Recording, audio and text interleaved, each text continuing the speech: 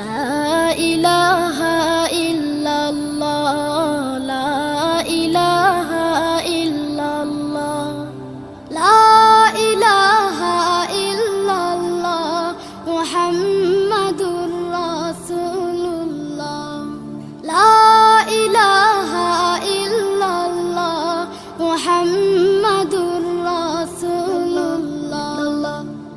কোনো খালিক নেই তুমি ছাড়া, কোনো মালিক নেই তুমি ছাড়া, কোনো মাবুদ নেই তুমি ছাড়া, কোনো মাশুক নেই তুমি ছাড়া।